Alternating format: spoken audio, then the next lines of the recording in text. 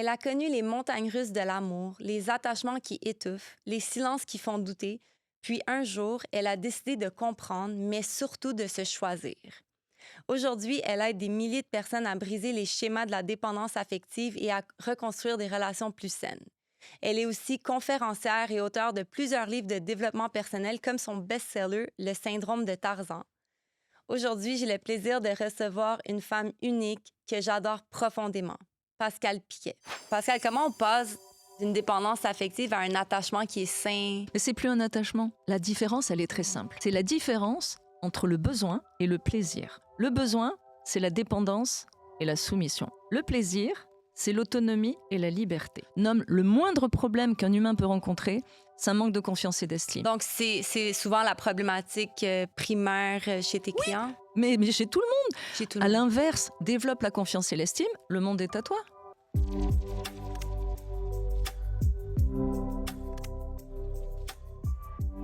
Pascale, comment vas-tu aujourd'hui? Très bien, mais vraiment très bien. Je suis ravie d'être ici, d'être accueillie dans cet endroit chaleureux, en présence de Sabrina, mais bien sûr.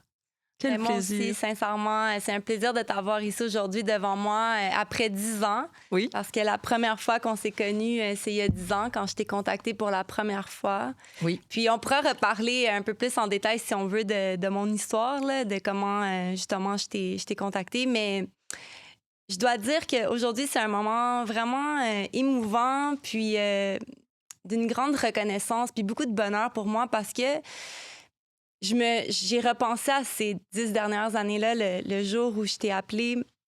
J'avais 25 ans à l'époque.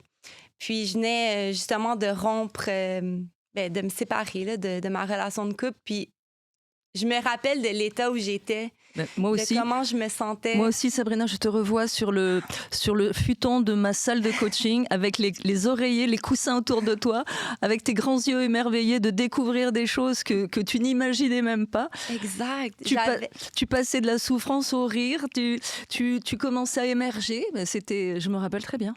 Oui, bien tout à fait. Puis tu sais, j'avais pas conscience de ma souffrance à ce moment-là, mais en fait, je pense que la première fois que je me posais une question, je me disais quelque chose doit changer. Oui. C'est la première fois que je me disais ça. Puis pour la première fois de ma vie, au lieu de chercher quelqu'un à blâmer ou à pointer du doigt, je me suis regardée moi puis j'ai dit non, quelque chose doit changer en moi. Puis, en tout cas, de t'avoir ici, c'est vraiment surréel. Vraiment. Mais non, mais Ça pour me moi, touche c'est énormément. magnifique pouvoir revoir une cliente. Puis tu sais que mes clients sont importants pour moi et que je suis toujours à vrai. leur côté. Hein. Ça fait partie de mon service, Ouais. je suis toujours à leur Mais côté. d'ailleurs, on s'est reparlé dans Oui. les 10 dernières années. Chaque fois qu'il y a quelque chose qui coince, eh ben je suis là. Oui, c'est Je vrai. suis, je dis, comme le génie de la lampe, toute proportion gardée. Il n'y a qu'à frotter le clavier et on peut poser des questions Pascal et j'apparais. réapparaît. Exactement, mais je suis mes clients autant qu'ils le souhaitent. Mhm. Donc pour moi, c'est quelque chose d'important que de...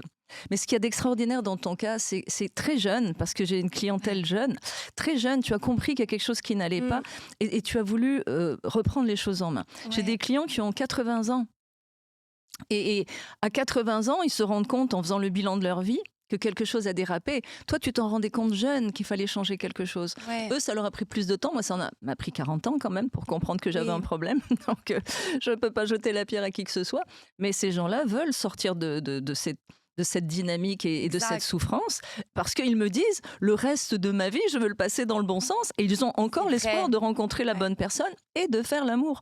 Pas d'avoir des relations sexuelles, de faire l'amour. Parce que pour faire l'amour, il faut s'aimer soi, il faut aimer l'autre et réciproquement.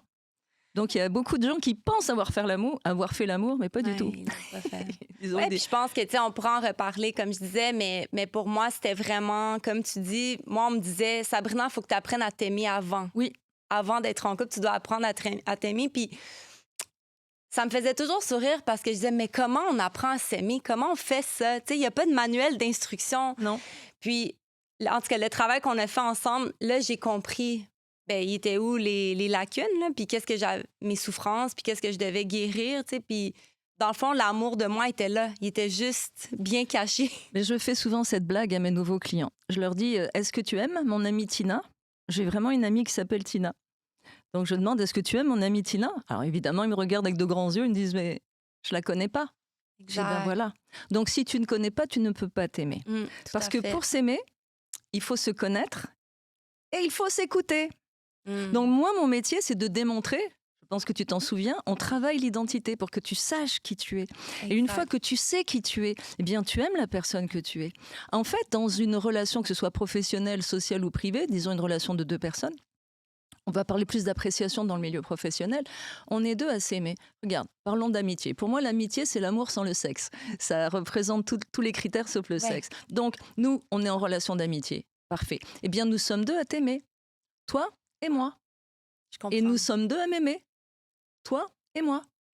Parce que si je m'aime, je sais pourquoi tu m'aimes. Mais si je ne m'aime pas, jamais je ne pourrais croire, envisager que tu m'aimes. C'est pas possible. C'est pas possible. Ouais, c'est une belle image. Donc, qu'est-ce qui va se passer si je ne m'aime pas? Je vais t'obliger à m'aimer d'une façon ou d'une autre. Ou alors, je vais prostituer mes valeurs, je vais prostituer mon argent, je vais prostituer mon temps pour être ton esclave, pour que tu m'aimes, pour acheter ton amour. Mais ça ne s'achète pas. Donc, il y a celui qui prend tout, qui rend rien, qui est celui qui profite de l'autre. Ouais. Et il y a celui qui donne tout pour acheter l'amour qu'on n'achète pas. Et il se rend esclave. Et plus il est esclave, plus il est méprisé. Et c'est là que j'ai eu l'idée d'inventer ces deux personnages en 2007. J'adore, puis on va en reparler. Mais voilà, absolument, pour la dynamique. Mais Pascal, avant d'aller dans le vif du sujet, là, j'avais envie de retourner un petit peu à la base. Oui. Ton histoire à toi, ton histoire personnelle. Aïe, aïe, aïe. Qu'est-ce qui fait que t'en es là où que t'es arrivé là où tu es aujourd'hui, pardon. Mais c'est parce que, en fait, dans le syndrome de Tarzan, je raconte toute mon histoire et je suis arrivée au Québec étant persuadée que j'arrivais au paradis, que j'avais laissé tous les fous en France, que j'avais laissé tous les problèmes en France, que je faisais un reset. Pour moi, c'était clair. Puis t'avais quel âge à ce moment-là? J'allais avoir 40 ans. Je suis Ok. arrivée en mars 2001 et puis j'avais 40 ans dans la même année, en juillet suivant. Et j'étais persuadée, j'avais acheté une maison, j'avais un job, j'avais un conjoint de 15 ans de moins que moi qui devait me rejoindre, j'avais ma petite fille. Pour moi, c'était le paradis. Ça y est, j'étais arrivée au nirvana. Et tout a commencé à s'écrouler progressivement. En février 2002, je suis à genoux par terre, vraiment physiquement. Je peux plus respirer. Alors moi, là, les mots dépression et tout ça, c'est pas trop mon vocabulaire. Anxiété, c'était pas mon vocabulaire Ok. trop. J'étais une dure à cuire, n'est-ce pas? J'en étais quand même à ma 3e dépression, là. Au moment où je te parle, arrivée au Québec, là, quand je me retrouve à genoux Ok. par terre, incapable de respirer, je suis à genoux par terre, je me dis, j'ai pas de maladie, j'ai pas eu d'accident et je n'arrive plus à respirer. Et en fait, le bilan est assez sévère, c'est que j'ai perdu mon travail, je n'ai plus d'argent, je suis endettée, le conjoint de 15 ans de moins que moi avec lequel je suis arrivée, il est parti entre deux policiers parce que je vivais de la violence conjugale, mais c'est moi qui attaquais mes conjoints. J'avais déjà essayé de tuer mon mari en France. Puis on va en reparler. Je faisais de l'anxiété, j'arrivais plus à respirer. Enfin bref, j'avais pas d'amis. J'étais dans un pays que je ne connaissais pas, sur une propriété de 90 acres avec une immense maison en plein mois de février, pas de déneigeuse et pas d'argent pour entrer de l'huile dans le poêle pour chauffer la maison. Et une petite fille de 7 ans. Donc je pense qu'on peut pas toucher plus le fond que ça.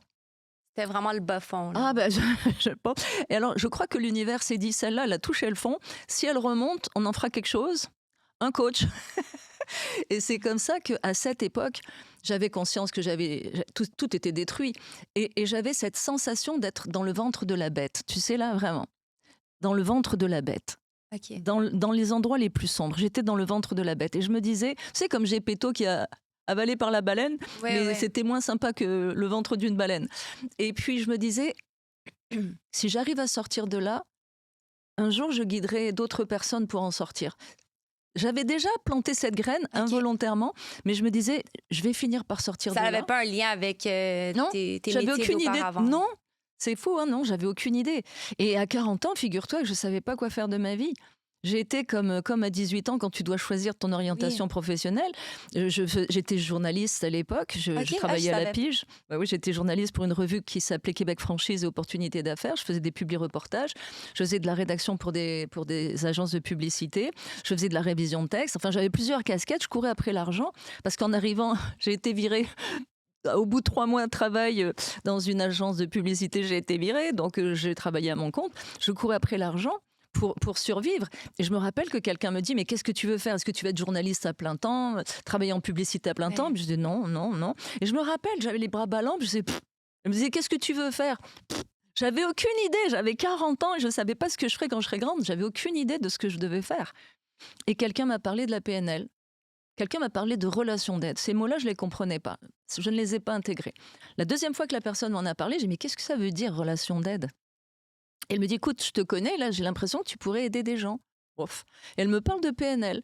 Je vais taper sur le web. Programmation neurolinguistique. Programmation neurolinguistique, je tape sur le web et ça m'appelle. Ça m'appelle et de toute façon, j'étais tellement bloquée. La vie, c'est comme le jeu de loi. C'est les cases où tu avances en lançant les dés. Eh bien, j'étais coincée dans une case. Je me suis dit, il faut que j'avance. Il faut que j'avance. Dans n'importe quelle direction, mais il faut que j'avance. Et donc, j'ai vu qu'il y avait un cours de base et, bizarrement, le cours de base commençait 15 jours après. Wow. Je me suis inscrite au cours de base et tu connais la suite. C'est là que j'ai compris que je voulais aller dans cette direction-là.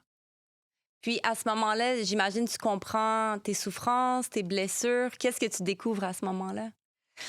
En fait, avant d'entrer en PNL comme on entre dans les ordres, j'avais eu à régler la colère et la tristesse parce que comme j'avais essayé de tuer mon mari, c'était pas une métaphore. Mais qu'est-ce qui s'est passé justement? Avec mon mari? Oui, ton mari, ça c'est le père de ta fille. Oui. Oui, en fait, j'achète une maison un 28 août avec lui, je me marie un 21 septembre, je tombe enceinte le 22 septembre au matin ou dans la nuit, pendant la nuit de noces, et 3 semaines plus tard, j'ai plus de mari. Donc je découvre que je suis enceinte 3 semaines plus tard. Au moment où je le lui annonce, il disparaît. Enfin, il disparaît pas de la maison, il disparaît... je ne le vois plus, il me fuit en fait. Il me fuit et de fil en aiguille, il prend une maîtresse. Donc je fais toute ma grossesse avec un mari qui me trompe. Oh mon Dieu. Je suis harcelée par son ex, je suis harcelée par sa maîtresse, je suis harcelée par lui qui veut pas quitter la maison. Et puis j'accouche harcelée jusqu'à la maternité par son ex. 2 mois après l'accouchement, eh bien j'ai disjoncté.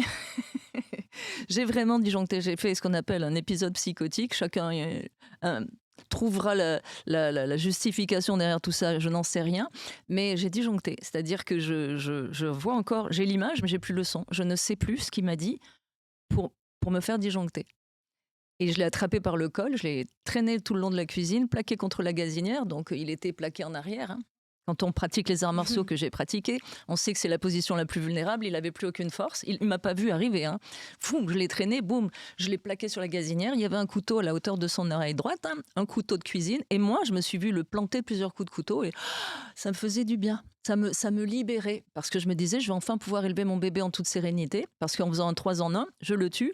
Son ex me laisse tranquille. Sa maîtresse me laisse tranquille. J'ai juste oublié que je vais partir en prison. Mais sur le coup, pour moi, c'est la solution. Okay. C'est pour ça que je veux que les gens comprennent qu'au moment où un humain pose un geste, que ce soit un bon geste ou un mauvais geste, mais au moment où un humain pose un geste, il ne peut pas faire autrement. C'est-à-dire que quelqu'un qui se suicide, il n'a pas décidé de mourir, il ne va pas faire l'expérience de la mort juste parce qu'il n'a rien d'autre à faire. Il veut pas mourir, il veut arrêter de souffrir. Et à ce moment-là, c'est la solution.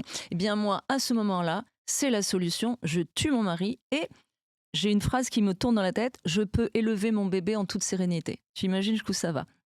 Ça va loin. Ça va très loin. Et heureusement que je ne l'ai pas fait, sauf que je ne sais plus si je suis dans le monde où je l'ai fait ou si je ne l'ai pas fait. Je suis complètement perdue parce que c'est lui qui me dit « vas-y, fais-le ». Quand il a vu que je croisais le couteau du regard, c'est lui qui m'a sorti de ma transe en me disant « vas-y ». Il est aussi perdu que moi. Il devient un personnage épouvantable, mais il ne comprend pas pourquoi. Aujourd'hui, j'ai compris, j'ai décodé. Mais sur le coup, il ne comprend pas. J'ai épousé Dr Jekyll, je le connaissais depuis quelques années, tout allait bien. Et 3 semaines après, j'ai Mr Hyde en face de moi. Je ne le reconnais plus. Mais justement, qu'est-ce qu'on fait? Parce que clairement, t'as pas l'air une femme violente non, du tout. C'est vrai. Puis, et pourtant... Mais comment on fait pour en arriver jusqu'à là? Est-ce que c'est parce que on pèse sur les mauvais boutons, puis c'est de s'alimenter, de se nourrir de façon très toxique? Tu sais, Sabrina, si on rembobine le film, la veille de mon mariage, mon père, qui essayait de m'alerter, parce qu'il connaissait le personnage, c'est pas un mauvais gars, le père de ma fille, mais il avait une vie dissolue. Et mon père, connaissant ce parcours-là, m'a dit « Pascal, est-ce que tu es sûr de ce que tu fais ?» Et moi, je lui ai répondu « Mais oui, papa !» Tu vas voir, je vais le rendre heureux. Tu sais, là, tu mets ta cape et Superman ou Superwoman. La sauveuse. Ah ben oui, je dis, mais oui, papa, tu vas voir, je vais le rendre heureux. Mais mon père, intuitivement, savait que j'allais au-devant des ennuis. OK. Et ça n'a pas traîné. 3 semaines après le mariage, j'étais dans les ennuis. Donc, ce qu'on fait, en fait, c'est qu'on veut sauver quelqu'un. Ouais, Et quand on n'est pas maître nageur et qu'on saute à l'eau pour sauver quelqu'un qui a de la même corpulence que moi soi aussi. ou plus corpulente, on coule avec. Eh bien, en ce qui concerne les problèmes qu'une personne peut traîner dans sa brouette, eh bien, vaut mieux qu'elle les règle avant. Tu sais, moi je dis, le bonheur, ça se partage. 1 + 1 = 2. Une personne heureuse plus une personne heureuse égale 2 personnes heureuses, donc un C'est couple vrai. heureux. Mais le malheur, ça ne se partage pas. Il faut le régler dans son coin, là. Il faut régler le malheur dans son coin plutôt que le faire porter à quelqu'un d'autre. Parce qu'en plus, celui qui porte ton malheur, il va couler avec. Moi, j'ai voulu sauver 2 hommes, un de 10 ans de plus que moi, mon mari, et un de 15 ans de moins que moi. Donc, je le dis avec humour, j'avais un modèle 1952, mon mari, 10 ans de plus. J'ai pris un modèle 1975, 15 ans de moins que moi. Je pensais qu'il avait toutes les options. Il était pire que le premier, parce qu'on va de pire en pire. J'ai OK. encore voulu le sauver, celui-là, et je suis encore tombée dans des situations catastrophiques. Mais là, j'ai appelé la police pour pas qu'on s'entretue. Et c'est la colère que j'avais, que j'ai réglée en shiatsu, manupuncture, parce que j'avais très peur de tuer le deuxième. J'avais pas vu le coup venir pour le premier, mais le deuxième me harcelait. Et là, je suis allée en shiatsu parce que, comme de nombreuses personnes, j'ai été étouffée par la colère et la tristesse. Exact. Et il faut s'en libérer. Donc, je m'en suis libérée à travers le corps grâce au shiatsu qui est de la manupuncture parce que le corps garde les émotions prisonnières comme un filet de pêche. Tu vois, tes émotions Oui. restent comme dans un filet de pêche. Donc, la personne en shiatsu m'a libérée en 4 séances de la colère et de la tristesse. Et j'en ai eu la preuve parce que la dernière fois que le deuxième conjoint de 15 ans de moins que moi m'a attaqué, au lieu de disjoncter, ce dont j'avais très peur, je suis restée très calme. J'ai appelé la police avec un calme olympien. Je leur ai dit, je leur ai demandé de venir. Ils m'ont dit, Madame, êtes-vous en danger? Je dis, non, pas moi, lui. Dépêchez-vous de venir. Donc, on se rend jusque-là parce qu'on est dans une relation toxique, parce qu'on veut sauver l'autre Ouais. et parce que l'autre vous rend fou. Parce que, en fait, dans la dépendance émotive, c'est-à-dire quand on est en couple, parce qu'il y a la dépendance émotive et la dépendance affective. Donc, si on parle du couple en particulier, OK. mais il y en a un qui parle russe, l'autre chinois. On ne peut pas se comprendre. Je comprends. On ne peut pas. Il y en a un qui parle de prendre et l'autre qui parle de donner, mais celui qui donne, il n'a rien en retour. C'est effroyable. On ne peut pas se comprendre. Mais si on retourne, tu sais, justement à ton histoire, mais parce que est-ce que ici, tu crois que tu avais une dépendance affective à ce moment-là dans tes relations? Ah, carrément. Carrément. Ah, mais je voulais les sauver. Vouloir sauver quelqu'un pour se valoriser. Si tu veux, pour ma mère, je valais rien. Je valais rien pour elle. Bon, Est-ce alors, que tu étais un enfant unique? Oui. Enfant unique, oui. J'ai Puis- licencié ma mère. puis tu n'as Il y a jamais 20 eu de ans. belles relations avec ta mère? Non, c'était compliqué. OK. Mais je suis en paix. Simplement, comme elle est un miroir déformant, je me voyais pas tel que moi je me voyais, je ne me retrouvais pas dans ses yeux, puisque je suis une cervelée irresponsable pour elle. Donc, ok, bah, c'est pas la vision que j'ai de moi-même. Donc, à partir de là, eh bien, quand on t'a fait croire que tu ne vaux rien dans ton enfance, tu te dis, je vais prendre un moins que rien, parce que moins que rien, c'est pas grand-chose. Et donc, comme lui, il est dans le trou, je vais le remonter. Comme ça, je serai quelqu'un de bien. Je vais valoir quelque chose. Mais non, On cherche une valeur. Ouais, mais Là, on tu- cherche de l'amour puis de la valeur, de la reconnaissance. Mais tu coules avec. Tu coules avec. Personne ne peut sauver personne. Même un psychologue, un psychiatre ne peut pas être le psychologue ou le psychiatre de son conjoint. Et encore moins, un coach ne peut pas coacher son conjoint. Ça n'a pas de sens. On ne peut pas.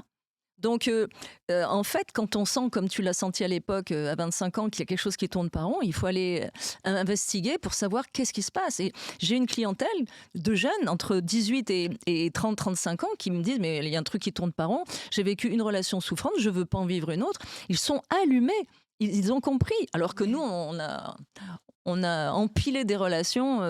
Oui, mais je pense que c'est aussi parce que tu sais, même nos parents ne parlaient pas de leurs émotions. Non. C'est une autre époque aussi. Là. Tout C'est, à fait. c'est Tout à fait, absolument. Mais on nous aiguille pas. Non, Je veux c'est dire, ça. on nous explique pas comment rencontrer la bonne personne. J'ai écrit Gagner au jeu des échecs amoureux et en préambule, j'ai écrit c'est pour les jeunes qui démarrent leur vie affective et pour les moins jeunes qui n'ont toujours rien compris. C'est parce que qu'est-ce qu'on fait là? On attrape le premier, celui qui court le moins vite ou celui qui nous saute dessus, on fait ce qu'on peut, on tire un numéro dans un chapeau et on essaie de faire quelque chose avec. Mais le drame, c'est qu'on va de pire en pire.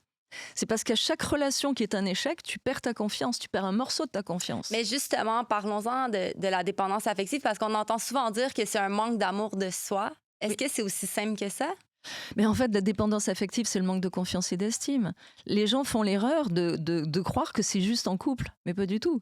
C'est ça. Donc, même si tu es seul, tu peux être dépendant affectif. Bien sûr. Puis tu es dépendant affectif avec qui? Avec les amis, avec les collègues de travail, OK. avec les patrons, avec des inconnus quand tu as peur du jugement, et puis surtout quand tu tombes dans des compulsions. Les compulsions remplissent le vide. En fait, la dépendance affective, c'est que tu dépends de ce que tes parents t'ont pas donné. C'est-à-dire que tes parents sont censés te donner reconnaissance, affection, protection. Si tu ne les as pas reçus, pas même trop, mal ou pas du tout, eh bien, ta confiance et ton estime ne se déploient pas, ne se développent pas. OK.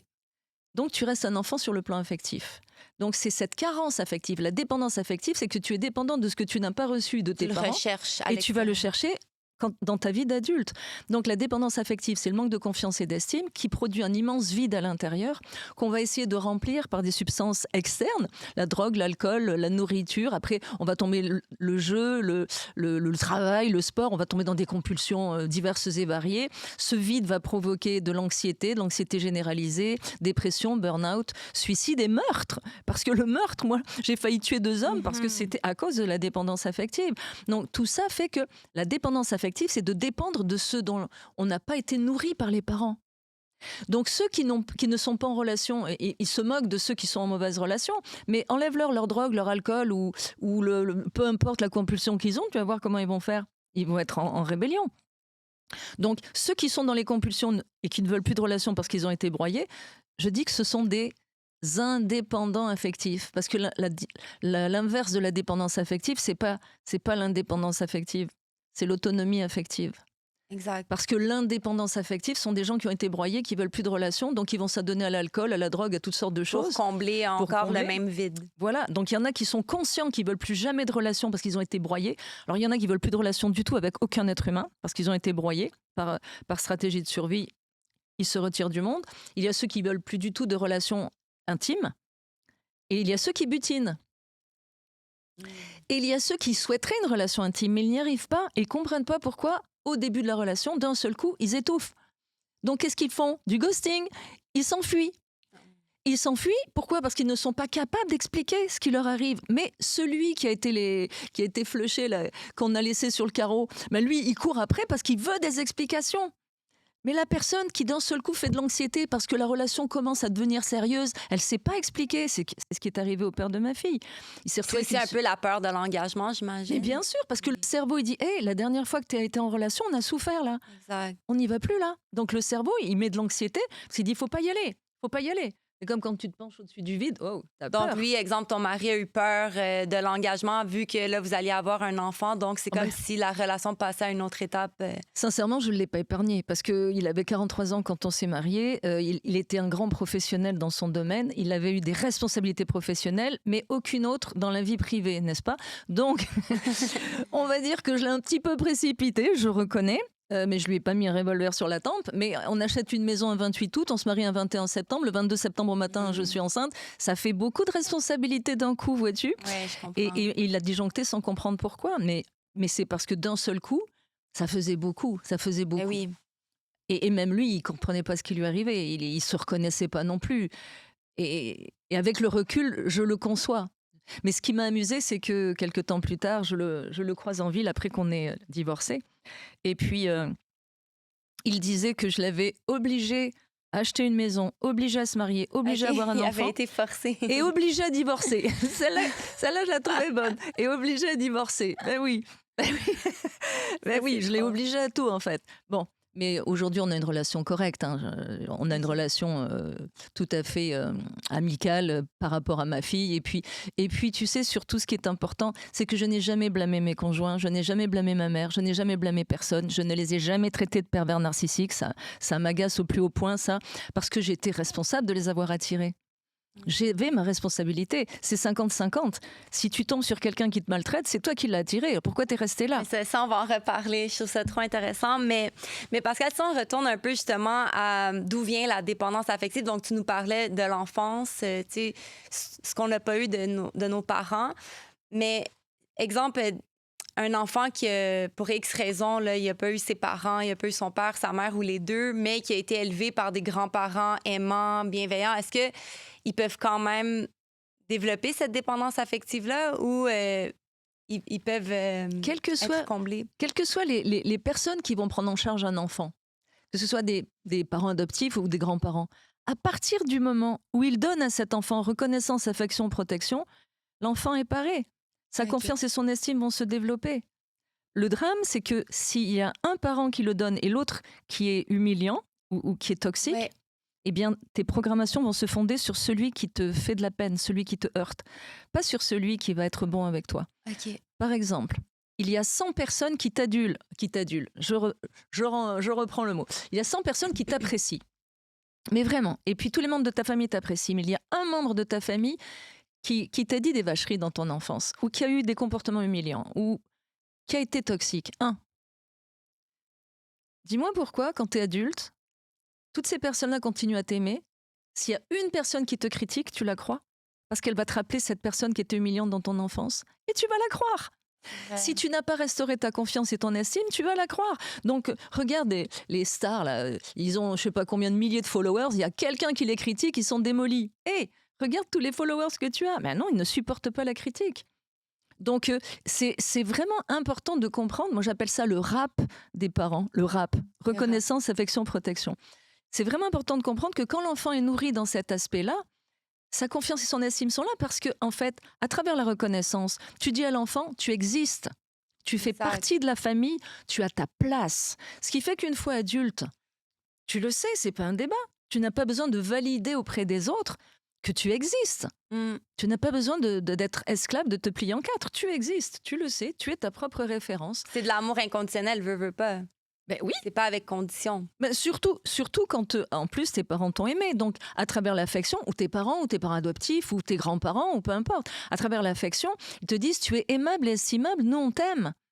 Ce qui fait que tu sais aimer, et tu sais que tu es aimable et estimable. Puis l'affection, c'est de démontrer, de le dire. Tout. Ouais. Tout. Et surtout, quand tu sais que tu es aimable et estimable, eh bien, si on ne t'aime pas, ça n'a pas d'importance. Moi, j'ai plein de détracteurs, il y a plein de gens qui me détestent, mais je suis très à l'aise avec ça.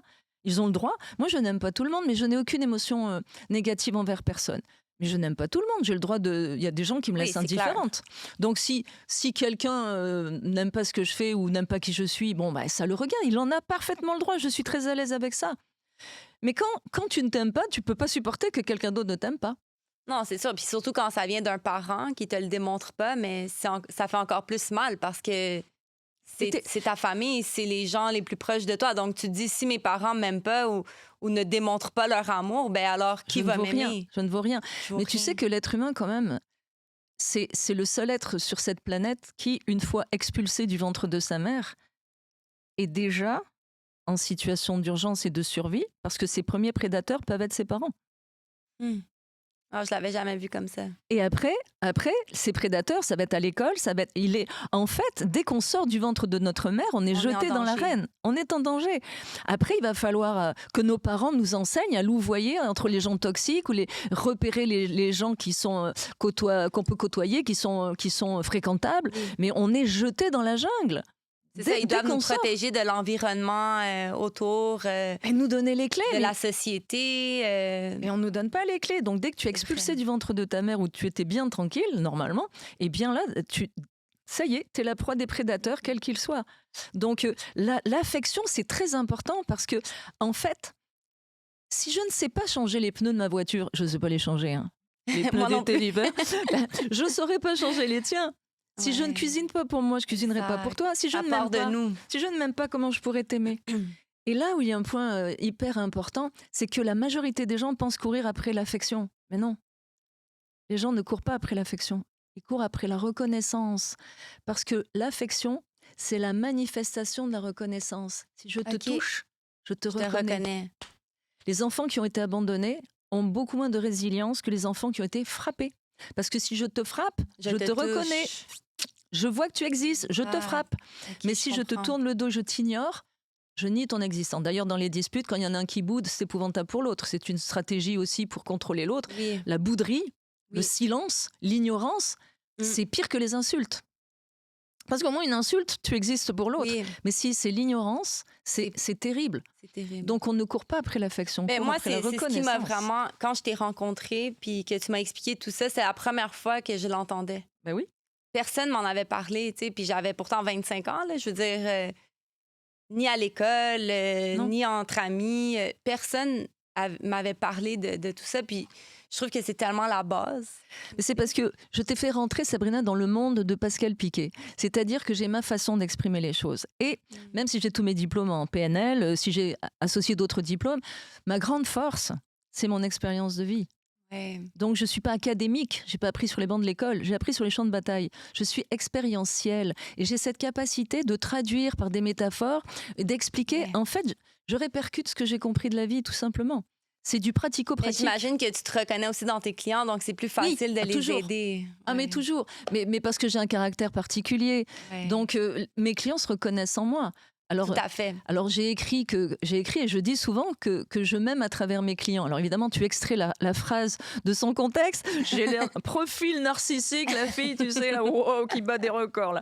Mais non, mais c'est vrai. J'ai de l'affection pour mes clients sans me sentir responsable d'eux. Mais ils sont tous importants pour moi et tu le sais. Chaque Oui, client c'est est un vrai. cheval de course qui rentre dans mon écurie.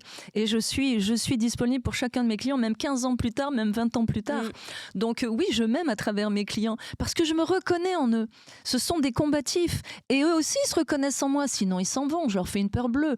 Ne serait-ce qu'en me découvrant sur le web, j'ai un caractère particulier, coloré. Il y en a que wow, je leur fais peur. Mais il y en a d'autres qui me disent je veux travailler avec toi parce que je sens que tu es la bonne personne pour moi. Je sens. Et c'est ce que je demande à mes clients. Je leur demande d'être 100% déterminés à changer, à se retrousser les manches et de savoir, de sentir intuitivement si je suis la bonne personne. Intuitivement, mais il y a tellement d'informations sur moi sur le web qu'à un moment donné, si tu étudies le dossier, tu sens si ça passe ou si ça casse. Oui, non, Donc, tout à quand fait. quelqu'un Mais justement, tu sais, on peut en parler parce que quand, dans le fond, comment je suis tombée sur toi, Oui. c'est parce que, justement, donc je venais de vivre cette rupture amoureuse qui était très douloureuse. Puis là, j'en avais accumulé quelques-unes qui étaient semblables. Donc, je me disais, ici, je vois un schéma là, qui se répète. Ouais. Puis je me suis dit, pour la première fois, comme je disais, que quelque chose devait changer, puis ça devait commencer par moi. Puis je me rappelle très bien, je vais dîner avec mon frère, qui est plus âgé, puis je l'ai toujours trouvé très sage. Puis on commence à discuter, puis il me dit, mais Sab, tu serais pas dépendante affective. Puis sincèrement, c'était la première fois que j'entendais les termes de ma vie. Puis j'ai même pas répondu, je me rappelle juste que j'ai figé. Mais le soir, en rentrant à la maison, je me suis mis à faire des recherches, puis j'étais comme, c'est quoi la dépendance affective? Puis j'ai commencé à lire. Puis j'ai tombé sur ton site web, puis tout à fait, tu sais, j'ai été conquis dès le premier regard, là, vraiment. Puis justement, donc tu parlais du livre Le syndrome de Tarzan que tu avais écrit sur la dépendance affective. Puis je suis comme, ben, je sais tellement pas c'est quoi, je vais aller me l'acheter. Puis donc, je vais l'acheter. Je l'ai lu d'un trait. Puis je me suis tellement reconnue dans le livre. Puis justement, on en parlait plus tôt. Là, dans le fond, tu parlais du trou noir affectif, celui qui prend. Puis le desperado, celui qui donne. Puis en tout cas, moi, je me reconnaissais dans le desperado, là, celui, la grande sauveuse qui veut à tout prix sauver puis aider. Puis au final, tu te fais bouffer. Je me fais bouffer, puis non seulement ça, je m'étais complètement oubliée dans la relation. Je savais même plus qui j'étais, ce que j'aimais. J'étais complètement dans un gouffre. Oui. Puis, en tout cas, ça m'a vraiment touchée. Puis, je me rappelle encore de l'appel quand je t'ai appelée. Puis, je me rappelle encore j'étais où. Là. J'ai encore l'image là, très claire dans ma tête. Puis, c'est ça l'affaire, c'est que je pense que pour demander de l'aide, ça prend beaucoup de courage. Oui, j'ai Ça été prend orgueilleuse énormément. longtemps, moi. Oui. Oui. Parce que j'avais un peu honte de faire l'appel, mais en même temps, je me disais, tu sais, j'ai besoin d'aide, j'ai besoin de quelqu'un, puis qui de mieux de quelqu'un qui est spécialisé dans la dépendance affective, Qui l'a vécu. qui l'a vécu. Puis, écoute, j'ai été charmée. Tu m'as tout de suite mise en confiance. Puis, j'étais comme, OK, là, je suis entre bonnes mains. Là. Tu sais, je suis entre bonnes mains. Puis, c'est drôle parce que mes parents, mes frères et tout, savaient pas que j'allais faire le coaching avec toi. Là. Je me suis juste rendue chez toi un beau jour. Puis, ça a été la plus belle expérience de ma vie. Mais tout ça pour dire, tu sais, merci. Parce que je pense que j'ai encore beaucoup de choses à apprendre dans ma vie. Là. Je veux dire, j'ai encore des blessures à guérir, mais cette journée-là t'a fait une énorme différence dans ma vie. Oui, tu es venu faire un coaching sur 2 jours avec moi à la Exact. campagne à Saint-Jean-de-Matha. Mais c'est un plaisir pour moi. C'est un plaisir de partager ce que j'ai compris. Et le livre a été vendu à 35 000 exemplaires, même plus. C'est Là. pas pour rien. Ben, c'est parce que les gens se reconnaissent dans mon histoire. Parce qu'on fait tous la même chose quand on est en dépendance affective. Hein. On fait tous la même chose pour être malheureux. Et pour être heureux, on fait tous la même chose. Et je te rassure, moi aussi, je continue d'évoluer en permanence. C'est ça qui est formidable dans la vie, c'est que mes clients m'enseignent beaucoup de choses. Je suis curieuse de tout. Je suis tout le temps en train d'apprendre, tout le temps en train de produire des articles, des livres, des podcasts. Merci de m'inviter aujourd'hui. Mais je suis tout le temps en train de communiquer. Moi, si tu me demandes ce que je fais, je vais te dire, je suis une femme de communication. Je communique sur le bonheur. Parce que le bonheur, je n'ai pas cherché le bonheur, moi. Peut-être que toi, ça a été aussi ton élan, mais moi, c'est en fuyant le malheur que je suis tombée dans le bonheur. Je ne cherchais pas le bonheur, je cherchais à fuir le malheur. OK. Et à un moment donné, je me dis, oh là, il pleut plus, il n'y a plus de tempête, j'aimerais bien rester là. Si j'avais eu le choix, je serais restée là, tu sais, dans le style qui tout double. Oui. Je serais restée à la période où, il pleut plus. Oh, c'est bien, il pleut plus, ça va, je vais rester là. Mais non, je me suis pris un coup de pied dans les fesses et boum, je suis allée où il fait soleil. Parce qu'il pleut plus, c'est pas ça le bonheur. Mais justement, Pascal, comment on passe d'une dépendance affective à un attachement qui est sain? Mais c'est plus un attachement. En fait, la différence, elle est très simple. C'est la différence entre le besoin et le plaisir. OK. Le besoin, c'est la dépendance et la soumission. Le plaisir, c'est l'autonomie et la liberté. Si tu es dans le besoin, t'es foutu, t'es coincé, tu peux plus t'en sortir. Donc, faut pas avoir besoin de l'autre. Faut pas avoir besoin. Si tu es dans le plaisir, parfait. Et si tu n'es plus dans le plaisir, quelqu'un qui vit en harmonie avec lui-même va se retirer.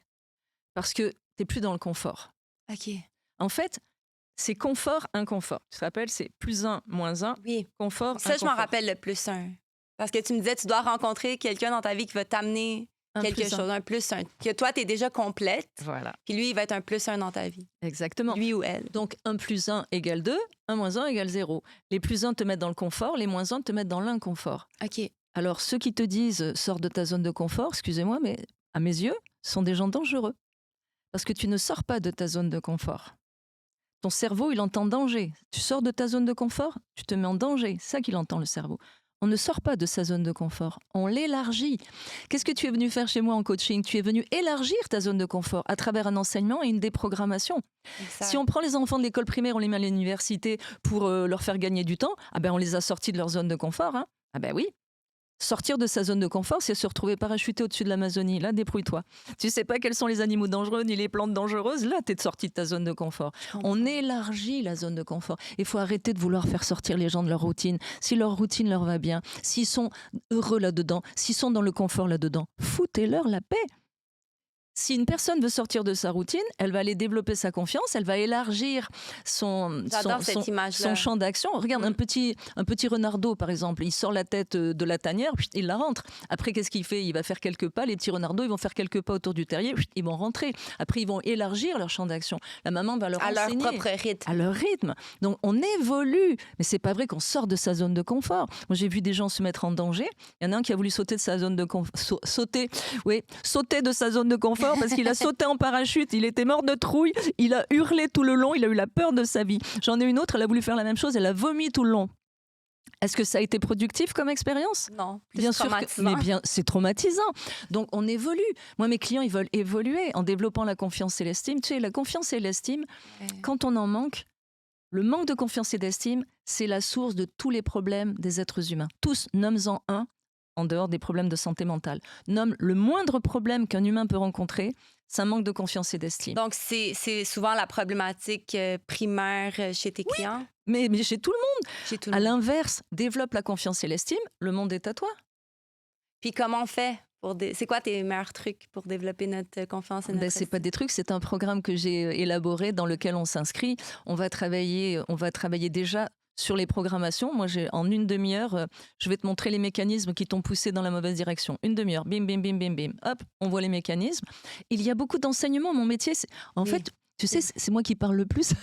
Dans les séances, c'est moi qui parle le plus. Oui, mais c'est tellement facile à comprendre. Puis comme tu disais, avec tes métaphores, tes images, moi, je suis très visuelle. Là, fait que pour moi, c'est comme, j'adore ça. Là. Puis de comprendre, parce que, tu sais, c'est beau de vouloir changer quelque chose, mais Mais de comprendre un peu la théorie autour de Mais ça, là. il y a 80% d'enseignement et 20% de déprogrammation. Donc ensuite, on va travailler l'identité, savoir qui je suis, parce que quand tu sais qui tu es, tu deviens inébranlable. C'est-à-dire que personne ne peut te faire passer pour une deux de pique. Tu sais qui tu es. Hey, je viens juste de me rappeler, hey, tu vois, j'ai un flash là, qui monte là, quand je pense que justement pour la confiance en soi, bref, puis j'avais oublié dans quoi j'étais bonne ou Oui. ce que j'avais accompli. Oui. Puis sur des cartes, là, tu m'avais fait Oui. écrire Toutes tes les belles bons réalisations, coups bien depuis sûr. ma naissance. Pour te montrer qui tu es. Ouais, puis ça m'avait marqué parce que j'étais Oui. repartie avec, puis chaque soir, je devais le relire. Tu sais, Exact. parce qu'on oublie aussi nos bons coups, on oublie Mais ce bien qu'on fait sûr. bien. Mais parce que tu vas te focaliser sur ce qu'il y a de pas bon et puis tu vas occulter complètement ce qui est bon. Parce que tu as eu peut-être des messages négatifs dans ton enfance. Donc, on va travailler sur l'identité. Moi, quand on me traite de gourou, de charlatan, que j'escroque mes clients et j'en passe et des meilleurs, bah écoutez, ça me dérange pas, croyez ce que vous Parce voulez. que tu sais quitter. Mais c'est parce que ces gens-là ne m'ont jamais connu, n'ont connaissent jamais pas. travaillé avec moi, donc ils Exact. peuvent toujours chanter, hein, peuvent toujours Tout à chanter. Mais mes clients qui ont fait cette expérience-là, eh bien écoute, ils en sont Je enchantés. confirme que t'es pas une gourou Mais, bah, ou une charlatan. bah, je serais bien gourou ou chef de secte s'il s'agissait du calendrier des pompiers, par exemple, tu vois. Je veux bien être la chef de secte des pompiers du calendrier, oui. Là, on peut s'arranger. Mais sinon, non, je demande juste mes honoraires et tu sais que je suis d'une grande générosité puisque le forfait Tout à comprend fait. un suivi sur une durée illimitée dans Oui. une sphère de confiance et de Mais comme tu respect. disais, tu deviens la tour de contrôle. Oui. là.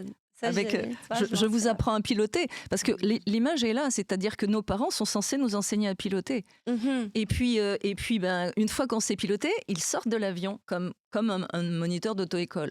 Mais pour la plupart des gens, les parents ont sauté de l'avion tout de suite, donc tu te retrouves en piqué vers le sol, ou alors ils sont restés dans l'avion et ils ont envoyé deux messages différents. Il y a des parents qui vont te dire « pousse-toi de l'imbécile, t'es pas capable de le faire, je vais le faire à ta place ». C'est mon cas, ma mère c'était ça.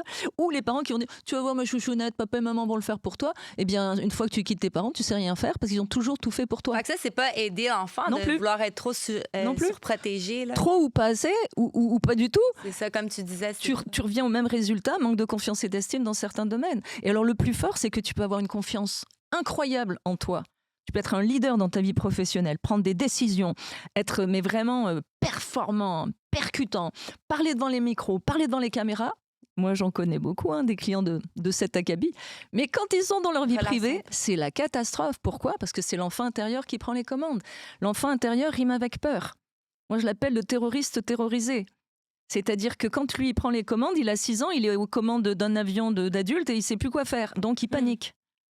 Et c'est cette dualité qui fait qu'on est en dépendance affective. C'est qu'un coup, c'est l'adulte qui réagit, un coup, c'est l'enfant, mais l'enfant est plus fort que l'adulte. Donc, quand on est dans les compulsions, quand on est dans les mauvais comportements, ça ne sert à rien de se battre contre les compulsions et contre les mauvais comportements parce que l'enfant est plus fort que l'adulte. Ce qu'il faut faire, c'est faire grandir l'enfant, s'en libérer pour devenir complètement adulte. Je comprends. Et donc, l'enfant intérieur, certaines philosophies vont dire il faut le dorloter, le chouchouter, le rassurer. Mais non, essaie de rassurer un terroriste. S'il y a dans l'avion, tu es agent de bord, il y a un terroriste en première classe qui va sauter sur le dos du pilote. Est-ce que tu es tenté de lui apporter du champagne ou le prendre par la peau des fesses et le sortir de l'avion ? Il faut le sortir. Il faut le sortir. Mais bien sûr, parce que c'est un terroriste. Alors, attention, il ne faut pas confondre l'enfant intérieur et l'âme d'enfant. Oui, c'est quoi la différence? Elle est énorme. L'enfant intérieur rime avec peur. C'est le petit maudit qui prend les commandes et qui t'envoie dans les tours du 11 septembre. Alors que l'âme d'enfant, c'est la capacité à s'amuser, à s'émerveiller, à rire, à jouer, à apprendre. Moi, je suis dotée d'une âme d'enfant extraordinaire. Je suis une vraie gamine, je m'amuse comme une petite folle. Je m'amuse tout le temps, j'ai du plaisir tout le temps. C'est important pour moi. C'est de réveiller la joie de vivre. Combien de personnes qui nous écoutent en ce moment ont perdu la joie de vivre, ont perdu le rire. Depuis combien de temps vous n'avez pas ri ? Un fou rire où tu peux plus t'arrêter, ou fait une surprise, ou reçu une surprise, ou été émerveillé, ou avoir eu un plaisir fou à faire quelque chose. Mais beaucoup s'endorment là-dessus. Mais est-ce que c'est parce qu'on est trop justement dans notre vie qui va vite, puis là on est trop enseveli dans nos problèmes, on pense juste à ça au lieu de justement prendre le temps de savourer puis de s'amuser? Mais c'est facile à comprendre. Demande à un lapin qui est au milieu d'une meute de loups à quoi il pense. Est-ce que tu penses qu'il a envie de rire et de s'amuser ? La meute de loups étant tous les problèmes que peuvent rencontrer les êtres humains. Donc le lapin, ça spine, ça fait le hamster dans sa tête là, et il a peur. Donc il a pas l'espace pour s'amuser. Alors que, en fait, le même lapin, tu le mets au milieu d'un pré à brouter des pissenlits où il n'y a aucun danger. Donc, il faut changer l'environnement. Et il faut évaluer. Moi, c'est mon métier aussi d'évaluer dans ton environnement ce qui est bon, ce qui est pas bon, ce qu'il faut changer, ne pas changer, et puis remettre de l'ordre. Travailler au niveau des comportements, l'environnement, les comportements, les capacités, les croyances, l'identité et la philosophie de vie. On va travailler selon la pyramide de Robert Dilts, qui est tout à fait cohérente. C'est Le du père pratico. de la PNL. C'est du pratico-pratique, ouais. Le père de la PNL, c'est Milton Erickson. Ah oui, Milton Mais Erickson. Dilts, il a fait perdurer. Mais il a Je suis en train de fait suivre ma évoluer. formation, donc je ne suis pas encore 100% habile. Mais tu vois, la PNL évolue, c'est ça qui est extraordinaire. Mais la PNL, c'est incroyable. Oui. Puis je pense que tout être humain, là, qu'on soit dans la relation d'aide ou non, devrait suivre cette formation-là. Je trouve que c'est formidable. Il y a tellement de choses qu'on devrait à l'école, Je sais. évidemment. Mais ce que je trouve d'extraordinaire par rapport à la PNL, c'est que c'est comme apprendre les notes. Après, tu apprends les gammes. Après, tu apprends à jouer d'un instrument. Puis après, le piano, par exemple. Après, tu vas jouer les concertos des autres. Mais moi, là, j'ai trouvé mes propres concertos. C'est-à-dire qu'avec la PNL pour base, j'ai monté mes propres techniques adaptées à ma clientèle. Et je me régale parce qu'une fois que tu as compris le principe, c'est fabuleux, c'est fabuleux. La PNL, c'est un monde de possibilités. Tu peux être créatif, là. Oui. Alors mes clients ils me disent mais à quel moment tu fais de la PNL? À quel moment tu fais de l'hypnose? À quel moment ça commence? Ben, tu vois, moi, je savais pas c'était quoi la PNL quand je t'ai rencontrée. Puis c'est après à y repenser, je suis comme, elle m'a fait faire la PNL. Puis je m'en rappelle à des moments précis. À un moment donné, tu tenais mon bras, c'était de l'ancrage. Ouais. Un autre moment. Mais tu vas reconnaître. La base est là. Non, mais c'était tellement intéressant. Puis, tu sais, aujourd'hui, moi, là, ça m'a tellement libérée. Ça m'a libérée énormément, tes techniques, sur moi. Ben oui. Tu sais, je me rappelle d'un moment donné, tu me disais, ben, tu sais, des choses plus négatives que des gens dans ton entourage t'avaient dit. Puis là, prends-les, là, comme des briques, là. Puis là, OK, tu veux les mettre où? Puis j'étais comme dans un feu. Puis là, j'allais les porter. Ça, c'est la brouette. Ça, c'est la brouette. La technique de la brouette, oui. Mais ça, là, ça m'a marqué parce que je le sentais physiquement qu'un poids s'enlevait de mes épaules. Absolument, absolument. Et donc, quand mes clients me disent, mais à partir de quand tu fais de la PNL? Je dis, mais tu sais, le premier jour où tu m'as téléphoné, au premier mot que je t'ai dit, c'était déjà de la PNL. Wow. La PNL, c'est extraordinaire, c'est tout le temps. C'est tout le temps. C'est ce que tu vois, ce que tu entends, ce que tu ressens. C'est un monde de capteurs qu'on va activer et je me régale parce que j'ai ce talent-là. Je l'ai découvert après 40 ans que j'avais ce talent-là, mais j'ai ce talent-là et je me régale parce que je m'amuse beaucoup avec mes clients. Tu as vu, c'est pas souffrant. J'en ai vu arriver avec la boîte de Kleenex sous le bras. J'ai dit, mais non, mais non. Mais ils ont peur, c'est drôle. Hein. Ouais. J'en ai vu arriver avec des grosses taches de sueur sous les bras. Là. Ils ont eu peur tout le long de la route. Même 2 jours avant, ils stressaient. Et puis, dès que j'accueille sur le stationnement, tu as vu, dès que j'accueille mes clients, boum. Le stress est parti, c'est fini. Vrai. Et on rentre dans un monde extraordinaire où on apprend et on évolue et les comportements changent parce qu'on travaille en collaboration avec l'amygdale et l'hippocampe qui sont les 2 parties du cerveau. Une fois qu'on a compris comment ça fonctionne, ça aussi c'est moi qui ai appris, je l'ai appris toute seule, en autodidacte. Le cœur, le corps, les poumons, tous les organes, les émotions, le cerveau. Je suis une fan du cerveau. Mais on vit dans un monde magique. Quand on a 75 millions de cellules, c'est un univers magique dans lequel on est là. Je suis fascinée. C'est un miracle. Mais ça se répare. Les os se ressoudent, la peau se referme. Le cerveau est extraordinaire. Donc pourquoi stresser 75 millions de cellules? L'idéal, c'est de se mettre dans un environnement qui est épanouissant. Les plantes et les animaux, si on leur change leur environnement, ils vont crever. Hein. Mais nous devons de trouver le meilleur environnement qui soit, le plus épanouissant qui soit. Personnellement, je suis exactement à ma place au Québec, à Saint-Jean-de-Mata, je suis à ma place dans ma vie professionnelle, dans ma vie amicale, dans ma vie de maman, dans ma vie familiale. Je suis à ma place partout. Et c'est ce que j'enseigne. Mais parce que aussi, tu as fait ce travail-là, puis c'est vraiment beau et inspirant de t'écouter, Pascal. Mais pour des gens qui, par exemple, se reconnaissent dans ce type de relation-là, pourquoi on a tendance à attirer ou répéter les mêmes schémas en amour? Parce que si tu parles le français, c'est parce qu'on t'a parlé le français dans ton enfance. Les mauvaises programmations de ta conception jusqu'à aujourd'hui, elles reposent sur les gens toxiques et négatifs qui t'ont encadré et les événements malheureux qui te sont arrivés et qui t'ont donné une mauvaise perception du monde et de toi-même. Il faut comprendre que le cerveau est une enregistreuse, une machine enregistrée. Tu enregistres tout. En plus, on a les cellules miroirs, il y a le mimétisme. Et de 0 à 2 ans, le cerveau télécharge les subconscients des personnes qui t'encadrent. On télécharge la psychogénéalogie, c'est que tu télécharges les histoires des personnes qui t'encadrent, qui ont elles-mêmes les histoires de leurs ancêtres. Tout ça mélangé, Ça fait que ça t'envoie dans la mauvaise direction parce que tu tombes sur des fausses croyances. On te nourrit de fausses croyances qui t'envoient dans la mauvaise direction. Alors, on va les dire, il y en a des principales, hein, les fausses croyances. Aimer, c'est souffrir. Burke, quelle horreur. Aimer, c'est être heureux. Donc, aimer, c'est souffrir, c'est faux. Aimer, c'est être heureux. Il faut faire des sacrifices, des concessions et des compromis, c'est faux. C'est faux, il faut se respecter, trouver la zone de confort avec la personne. On est capable de se parler, trouver une relation gagnant-gagnant. Les extrêmes s'attirent, alors celle-là, elle est géniale. Donc, comment est-ce que les extrêmes... Tu me devances dans le petit jeu que je devais faire, c'est trop drôle. Continue. Dans les extrêmes, c'est-à-dire comment quelqu'un qui est radin pourrait être avec quelqu'un qui est dépensier, comment quelqu'un qui est complètement introverti pourrait être avec quelqu'un d'extraverti. Mais ça, c'est le terrain propice à des disputes sans fin. Donc, c'est qui se ressemble, s'assemble. Okay. Il y en a toujours un qui domine. Oui, dans les couples déséquilibrés, il y a un dominateur et un dominé. Pas dans les couples équilibrés. Il y a deux partenaires complètement équivalents. On ne peut pas tout avoir dans la vie. Ah ben flûte, si t'as tout, qu'est-ce qu'on fait ? On t'enferme à l'hôpital psychiatrique. Et qu'est-ce que ça veut dire avoir tout ? Qu'est-ce que ça veut dire ? Ça veut dire avoir le bon job, le bon domicile, le bon entourage. Pas forcément être en couple. On peut tout avoir en tant que célibataire. Un conjoint ou une conjointe ne fait pas partie d'un tout. Un tout, c'est nous. On n'est pas des moitiés. Un tout, c'est nous. Donc, le conjoint n'entre pas en ligne de compte. C'est je suis un célibataire heureux. Exact. Puis même en couple, on reste un individu à part entière. Définitivement. Et heureusement, sinon tu te dilues dans l'autre. Donc, ce sont deux entités qui se rencontrent. Ce sont deux partenaires de vie qui sont partenaires, qui ne sont pas maîtres et esclaves. Donc, toutes ces fausses croyances, moi, je les ai gobées et j'ai failli tuer 2 hommes. Alors, un beau jour, je me suis dit, Pascal, ça doit pas être la bonne direction. Et quand je me suis mise à étudier toutes ces fausses croyances, je me suis rendu compte que ça t'envoie dans la mauvaise direction. Évidemment, il y a des gens qui sont enragés après moi parce que ça fait 20 ans, 30 ans qu'ils font des sacrifices, des concessions et des compromis avec Ginette ou avec Roger. Et puis, d'un seul coup, la Française Flyée, elle dit ça dans les médias. Ils sont fâchés. Ils disent, quoi là ? Moi, j'ai fait des sacrifices, des compromis, des concessions. Mais ok, vous en avez fait. Qu'est-ce que ça vous a apporté ? Exact. Est-ce que ça vous a apporté le bonheur ? Parce que acheter la paix, c'est une chose, mais se laisser écrabouiller à longueur de journée, c'en est une autre. Et me dis pas que quelqu'un qui se fait écrabouiller, à moins que ce soit du sadomasochisme, là, on écarte cet aspect-là. Mais comme tu dis, c'est parce qu'on est responsable de notre bonheur. Donc, si on reste dans cet état-là de malheur, de négativité, de sacrifice, de lourdeur, ben, je veux dire, on est responsable. Il n'y a personne qui va venir nous sauver. Là.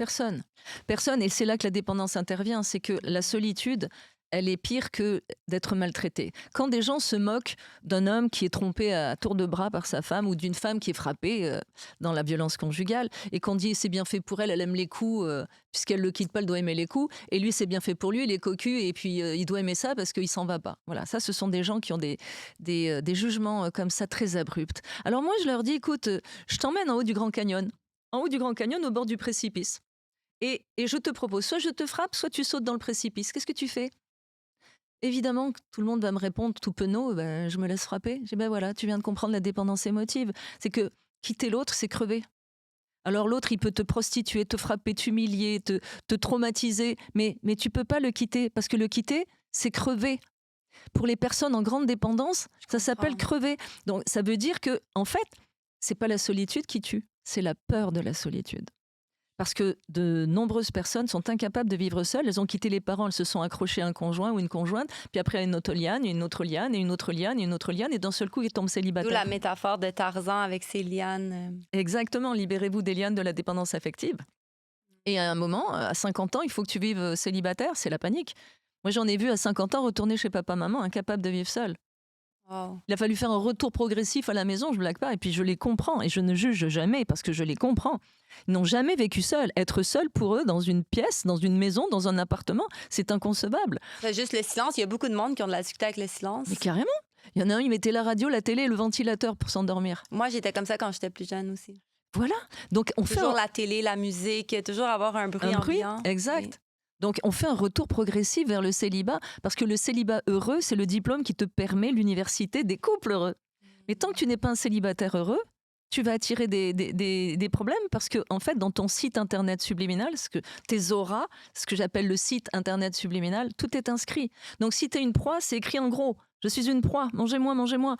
Et si tu es un prédateur, c'est écrit en gros aussi. D'où la raison qu'on attire ce genre des personnes qui sont semblables à nous. Carrément, tu es en déséquilibre affectif. Qui ont les mêmes déséquilibres. Tu vas attirer quelqu'un qui est en déséquilibre. Si tu es en équilibre affectif, normalement, tu n'attires pas les déséquilibrés. Ils n'ont aucun intérêt pour toi.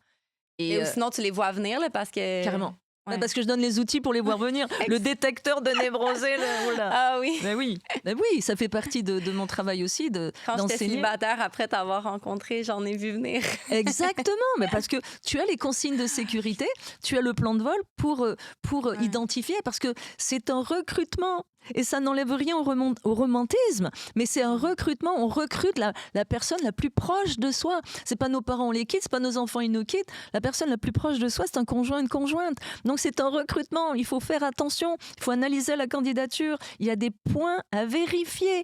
Parce que la personne qui est en dépendance affective, c'est facile à détecter. Il faut lui poser certaines questions, on va avoir la réponse. OK, comme exemple? Les relations avec les parents. La personne, si elle te dit, il y a 5 questions à poser. Les relations avec les parents, les relations avec les ex, la vision du couple, où la personne soit dans 5 ans et les regrets. Les parents. Si la personne te dit, je hais mes parents, ouf, t'as compris? Ouais, c'est pas bon signe. C'est pas bon signe. Ou j'en ai marre de mes parents, mais j'arrive pas à prendre de la distance, mes parents m'envahissent, ils continuent à m'humilier. Le conjoint, là, il va craquer. Il va en avoir assez, à un moment donné, il va s'en aller. C'est pas vivable. OK. Personnellement, je dirais, mon père est décédé et ma mère, je l'ai sortie de ma vie, mais je suis en paix avec ça. Je suis très en paix avec elle, je suis très empathique, mais ça servait à rien. J'en ai parlé tout à l'heure, le miroir déformant. Ouais. Quand quelqu'un est un miroir déformant, c'est-à-dire qu'il te reflète de toi une image erronée, éloigne-toi.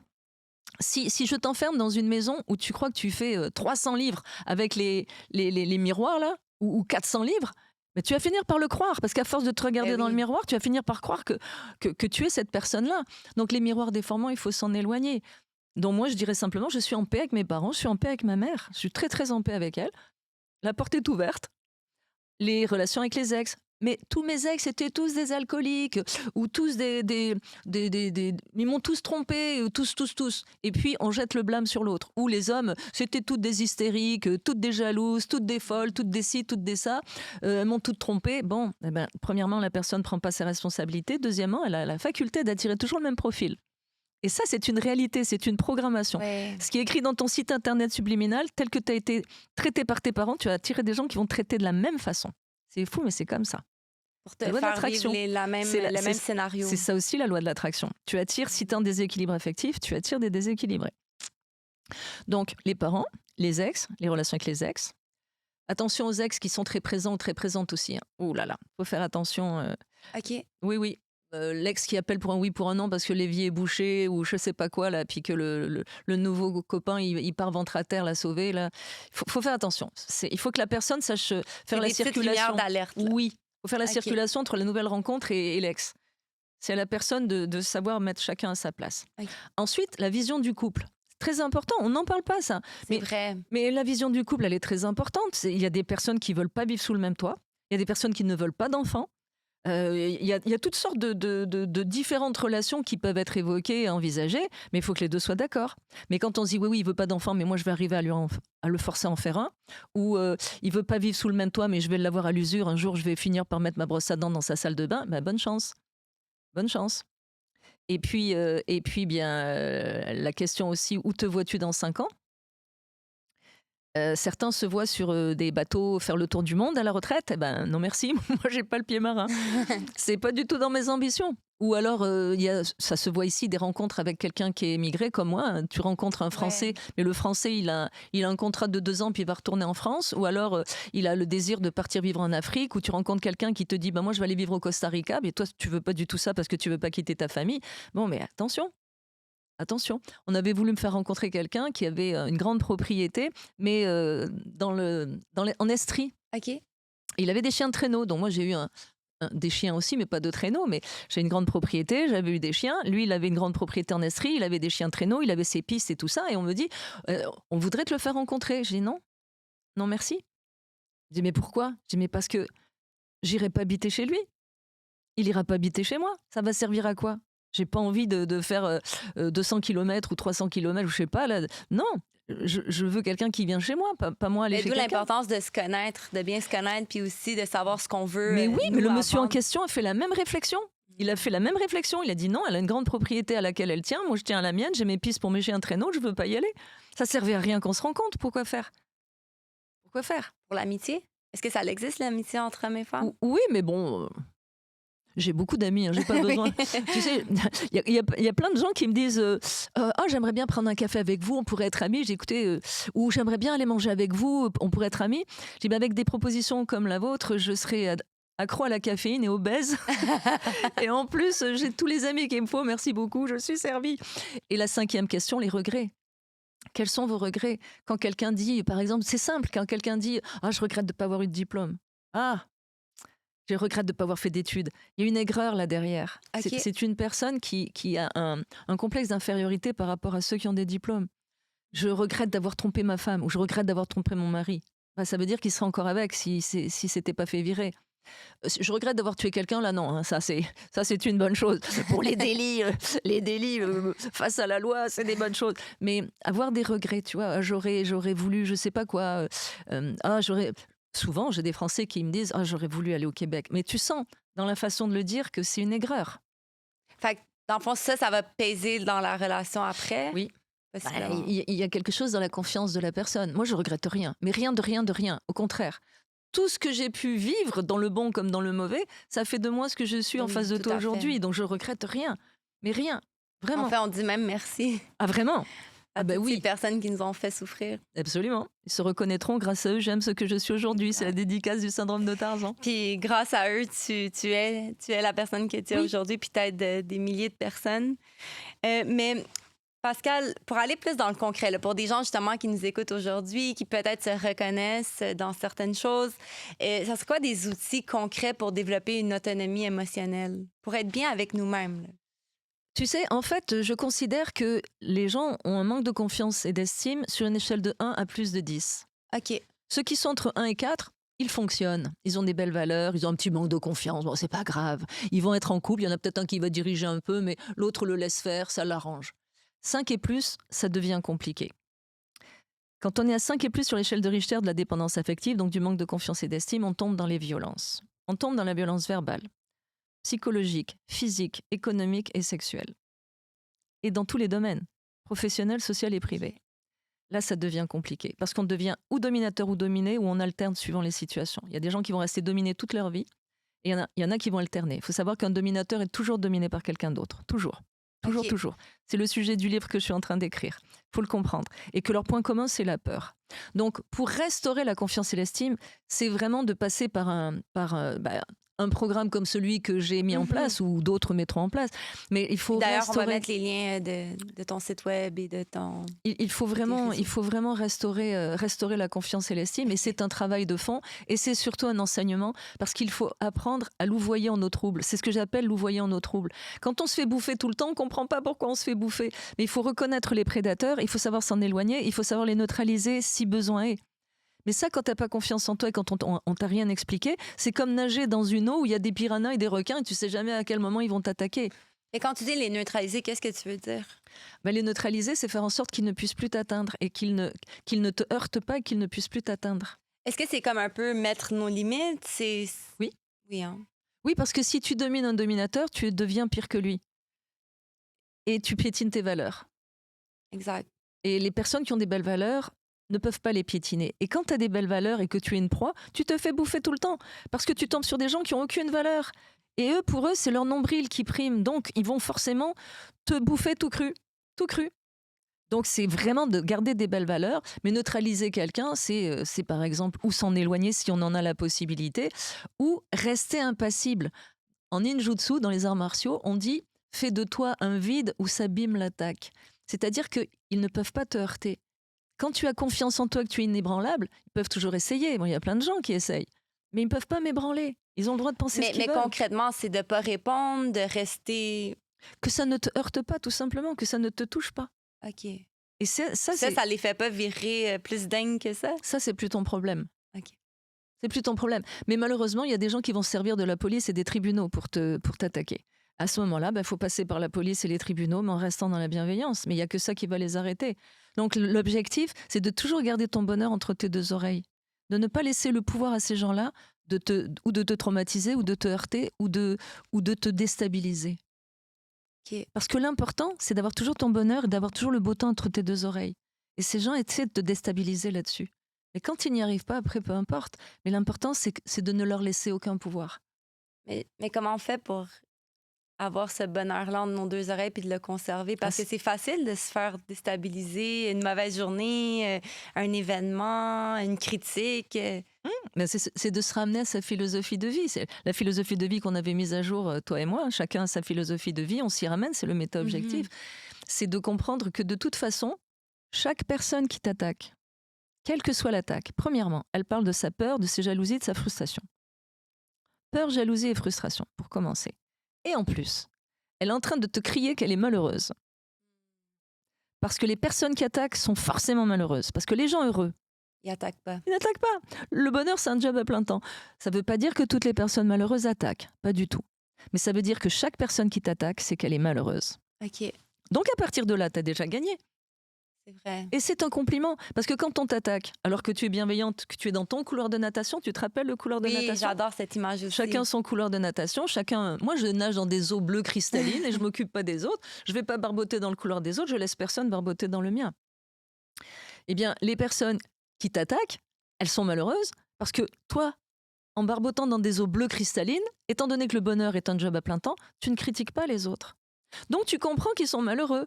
Et quels que soient les ennuis qu'ils veulent te faire, c'est un compliment. Tu les déranges. T'as pas fait exprès. Mais ça veut dire que tu les déranges. Sinon, ils te considéreraient même pas, ils t'ignoreraient. Donc à partir du moment où tu montes dans les sphères de la reconnaissance publique, si tu veux, bah, tu attires de plus en plus de critiques par peur et jalousie et frustration. Bon, bah, tu peux pas non plus t'écraser juste pour leur faire de la place. Non, Tu c'est es ce ça. que tu es, mais ça ne t'impacte pas parce que tu comprends qu'ils sont malheureux. Ce sont des gamins de 6 ans qui sont dans la cour de récréation de la maternelle parce qu'on vit dans une garderie géante quand 98% de la population est sous l'emprise de l'enfant intérieur. Mais ça, c'est énorme. Hein? 98 de la population est en déséquilibre. Oui, en manque de confiance et d'estime, mais regarde dans ton entourage, combien de personnes connais-tu qui sont heureuses, c'est-à-dire qui ont le bon job, le bon domicile, le bon entourage, qui sont en bonne santé, heureuses célibataires ou en couple. Méfie-toi des imitations. T'en connais combien? Combien qui, quoi qu'il arrive, restent dans la bienveillance, qui n'ont pas de comportement toxique, réactif ou d'émotions négatives? Combien t'en connais? Mais je dirais que aujourd'hui, j'en connais un peu plus que j'en connaissais parce que j'ai fait du ménage, parce qu'aujourd'hui, je choisis qui je laisse rentrer dans mon entourage. Mais j'avoue que malgré ça, ça reste une infériorité. Et oui, parce qu'en fait, on Mm. part tous avec les mauvaises cartes et très peu de gens, en fait, les 98%, comme je les appelle, ils sont en situation de survie. Ils ne vivent pas, ils survivent. Donc, ils ont mis au point des stratégies de survie, soit se laisser écraser, soit écraser. Mais c'est des stratégies de survie nocives et toxiques pour les autres, mais bonnes pour leur nombril. Mais en fait, ces gens-là ne vivent pas. Le dominateur, il a peur, il écrase. Le dominé, il a peur, il se laisse écraser. Les dominants, à l'inverse, les 2%, ils n'écrasent personne et ils ne se laissent écraser par personne parce qu'ils se respectent et ils ont confiance. Moi, j'écrase personne. Je me laisse écraser par personne non plus. C'est ça, tu sais, on se laisse pas, faut pas se laisser faire non plus. Non. Même si, tu sais, Non, mais même si pas- on est des bonnes personnes. Mais pas avec Ouais, les mêmes outils qu'eux, pas avec des comportements toxiques. Exact. Et rester dans la bienveillance. Imagine, il y a un jouet qui s'appelait les bidibulles. C'était des jouets pour enfants. C'est Oui, oui, tu sais, oui. ça revenait comme ça. Mais c'est ça, moi j'apprends à mes clients à être des bidibulles. Oui, tu peux être surprise par une attaque que tu n'avais pas imaginée ou un événement. Oui, on peut être ébranlé et hop, on se ramène. OK. On se ramène parce que la philosophie de vie et les enseignements que je fournis, tu te ramènes dans la gratitude, tu te ramènes dans tout ce que tu as de beau dans ta vie et tu te dis, ben, cette personne, elle m'attaque, elle est malheureuse. Elle a déjà perdu. Elle a déjà perdu. Elle est malheureuse. C'est pour ça Elle a qu'elle comme m'attaque. elle a fait une projection sur nous. Peur, non? jalousie, frustration. Exact.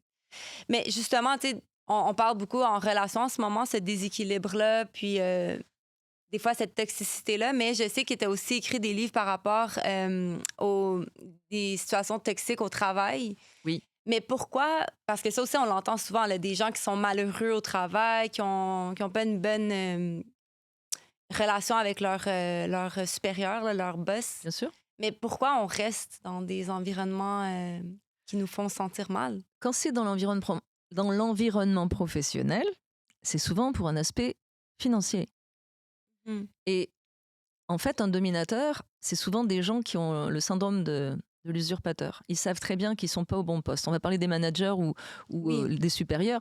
Ils savent très bien qu'ils n'ont pas les capacités de gérer, donc ils écrasent tous ceux qui pourraient avoir des velléités d'en savoir plus qu'eux, et ils s'approprient les habiletés des autres pour se faire briller aux yeux de la direction. Donc ça, ce sont des dominateurs. Mais en fait, les dominateurs, souvent, ils sont craints. Mais en fait, ce sont des petits garçons et des petites filles dans des petits tailleurs et dans des grands tailleurs et des grands costumes. Mais c'est des petits garçons et des petites filles terrifiés. Il faut arrêter de les diaboliser. Ils sont morts de trouille. Ils font de l'anxiété, c'est pour ça qu'ils s'en prennent à vous. Donc déjà, quand tu comprends que la personne qui est dominatrice dans ton environnement professionnel, c'est parce qu'elle est morte de trouille et qu'elle attaque, eh ben déjà, tu as compris quelque chose. Et déjà, tu n'en fais plus un monstre ni un dragon. T'en fais une petite fille et un petit garçon. Parce que moi, je pensais que ça n'existait plus, ce genre d'environnement-là, en 2026. Bien sûr que si. Mais j'ai une amie en particulier là, que j'ai en tête qui vit ce genre de situation-là. Puis je me dis, comment tu fais, tu sais, en 2026, là, pour être encore pris Mais parce que là-dedans? depuis la nuit des temps, il y a 98% de gens qui manquent de confiance en eux et 2% de gens qui ont confiance en eux, qui cherchent les solutions et qui les ont trouvées. Ça, c'est pour moi les 2%, ceux qui veulent, ceux qui cherchent à comprendre. En fait, les 98% qui sont en survie, ils ne se demandent pas d'où ils viennent ni où ils vont, ils se posent aucune question, ils n'ont aucun éveil. Ils sont pas conscients. Non, ils sont pas conscients parce qu'ils sont en train de se battre tout le temps. Donc ils sont tout le temps en situation de survie, à faire des stratégies pour pas se faire bouffer ou pour bouffer. Ils sont tout le temps comme le lapin au milieu de la meute de loups et tout le temps en vigilance. Alors que les personnes qui ont confiance en elles, moi là, si on m'attaque, je saurais riposter, mais j'ai pas peur qu'on m'attaque. Tout simplement parce que j'ai confiance en moi. Donc j'attaque personne. Et je suis bienveillante envers les gens qui m'attaquent parce que je comprends pourquoi ils m'attaquent. Ah, Pascal, j'ai encore plusieurs questions. Je vois le temps filer là, déjà, ça passe trop vite. Parce que tu as coaché à ce jour des milliers de clients. Là. Oui, 1600, 1700 clients. Wow. Autant au Québec qu'en France. En France, en Belgique, en Guadeloupe, au Maroc, Ok, wow. un peu partout. Et alors maintenant que je le fais à distance, des gens du monde entier. Ok. Là, j'en ai qui sont à Bali, j'en ai d'autres. C'est international. J'en ai en Chine, j'en ai partout. Mais oui, incroyable. je me promène, je fais le tour du monde des fois en une seule journée. Wow, Mais j'adore. À distance, c'est fabuleux. Tu peux coacher de partout. Oui. Mais j'avais envie de savoir, est-ce qu'il y a un coaching avec un client qui t'a marqué, puis pourquoi? Avec un client, mais tous me marquent. Mais je sais pas, peut-être un en particulier Écoute, faut que je réfléchisse. qui est en tête. C'est pas tellement le client qui m'a marqué, c'est la situation. OK. C'était en France, je coachais dans un hôtel, j'étais à Paris, et j'ai un client, et soudain, un média me demande de passer à la radio au moment où je devais le coacher. Donc je lui dis, écoutez, est-ce que vous voulez venir avec moi? Donc il vient avec moi à la radio, il se retrouve dans la salle des sports, et puis lui, il adorait les sports, le foot et tout ça, il se retrouve dans la salle des sports avec tous les commentateurs, lui il était aux anges. Moi je fais mon émission de radio, c'était avec Brigitte Lahaye sur RMC à Paris, et puis bon... je fais ce que j'ai à faire, lui il est au paradis là déjà, et puis on retourne pour que je le coach, je l'ai coaché de nuit. J'ai fait venir une pizza, mais je l'ai coaché jusqu'à tard dans la nuit. Et effectivement, c'était quelqu'un qui est hyper brillant, et ça j'en ai beaucoup des clients hyper brillants, mais qui ne savent pas qu'ils sont hyper brillants parce qu'on les a étampés imbéciles à l'école. Parce qu'ils ne correspondaient pas au cadre et parce qu'ils étaient turbulents, donc c'était des délinquants. Et un gars extrêmement, extrêmement brillant et qui était dans les bas-fonds les plus épouvantables et qui se laissait vraiment couler. Et aujourd'hui, il a une position extraordinaire. Et souvent, il m'écrit, il a une position extraordinaire en France. Vraiment. Wow. Et tout ça, c'est resté, tout ce qui s'est produit dans cette journée-là, et puis le coaching. Et je lui disais, tu veux pas remonter? Regarde, c'est pas grave, je vais attendre sur le banc de touche avec toi, puis quand tu vas voir qu'à un moment donné, tu vas être obligé de remonter. Puis il le croyait pas. Il disait, non, je rêverai jamais à remonter. Mais moi, je sentais qu'il remonterait. Je lui dis, c'est qu'une question de temps. À un moment donné, il va y avoir un déclic. J'ai dit, on est assis tous les deux sur le banc de touche. Il adorait le football, le soccer. J'ai dit, on va attendre, j'ai le temps, moi. J'ai le temps, mais je sais que tu vas remonter. Et effectivement, il a remonté. Il m'a dit, j'aurais pas parié sur moi. Moi, j'ai parié sur toi. Sinon, je t'aurais pas pris.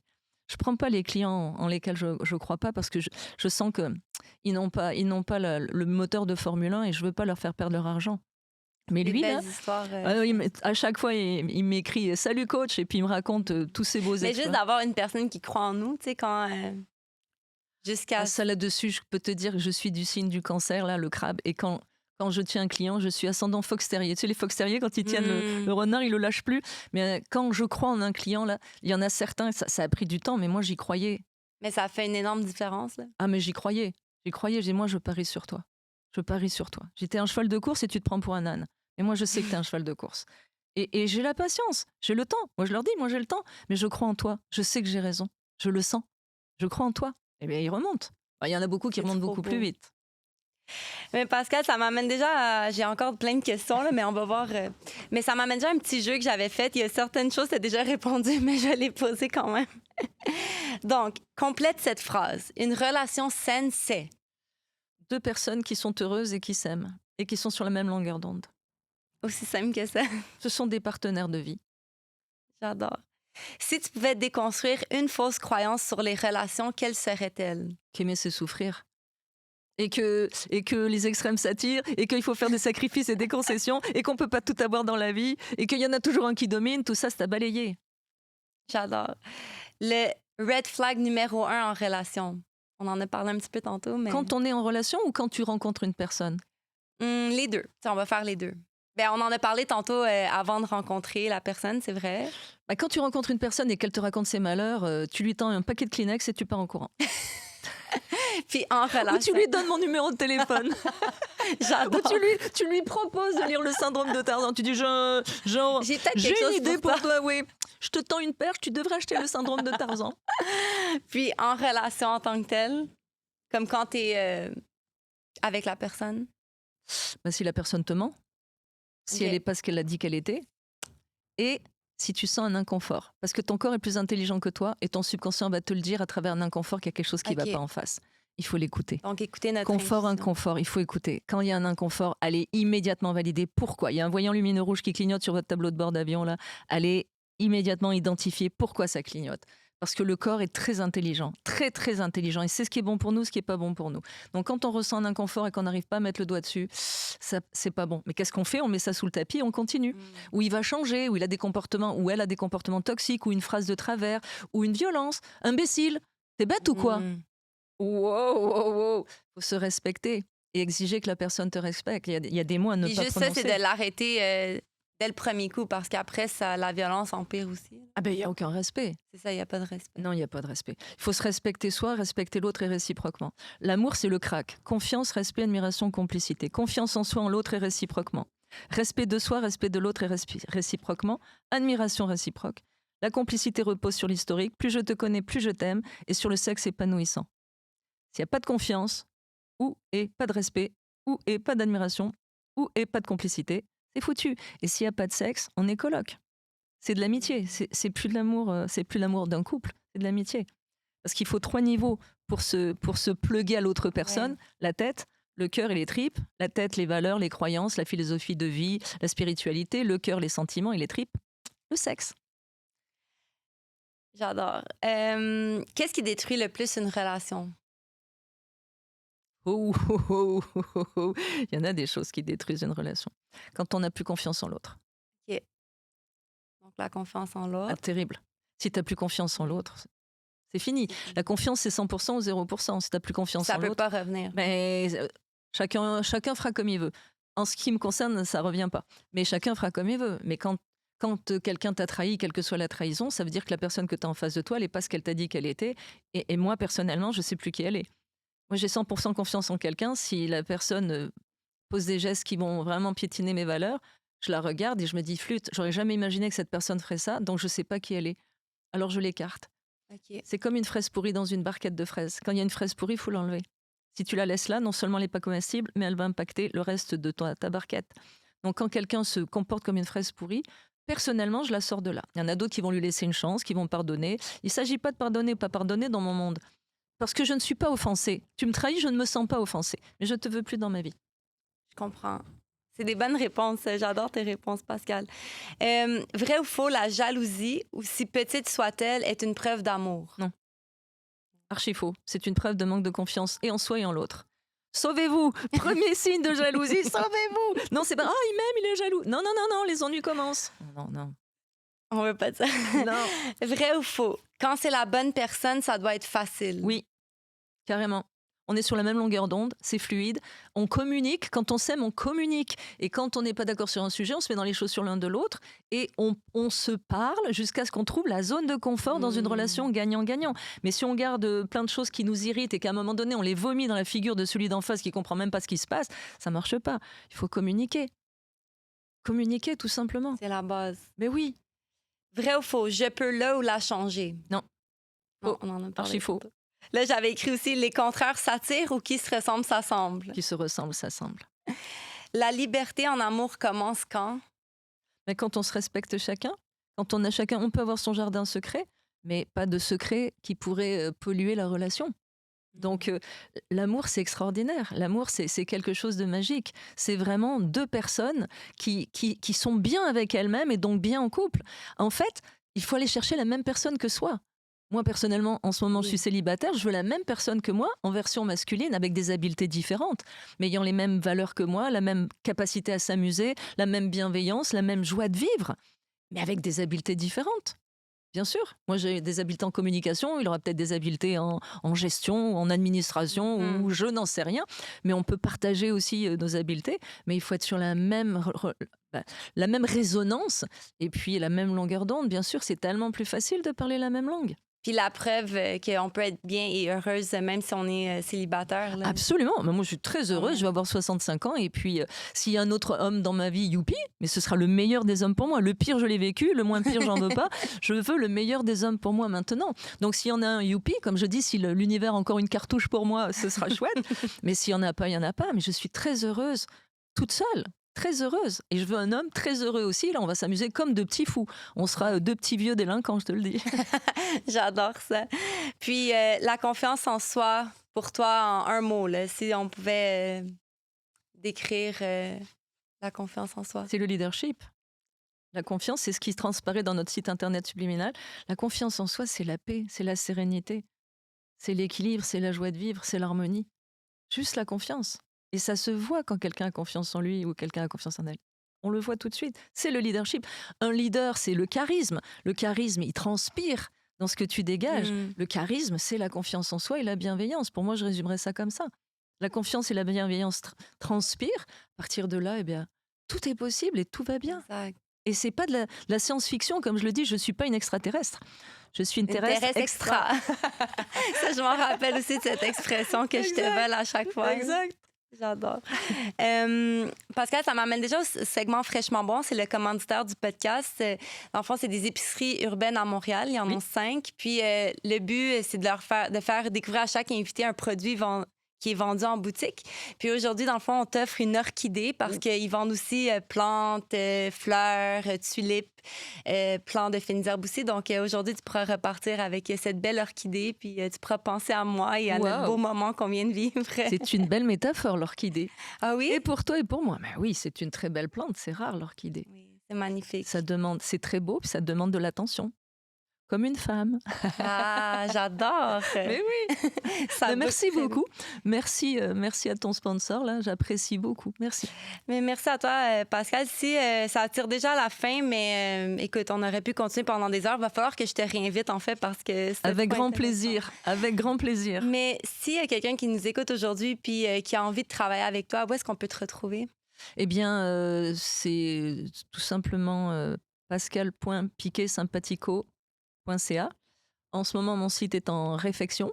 OK. Donc, mais normalement, c'est pascalpiquet.com. Il va rejaillir sur le web. Il va renaître de ses cendres. Je fais un reset. Je suis dans une autre portion de ma vie à 65 ans. Mais c'est pascalpiquet.com et j'ai ma page Facebook. Et puis, surtout... Pascal Piquet aussi. Oui. Que je suis, puis super intéressant parce que justement, tous tes articles, il y a beaucoup de contenu...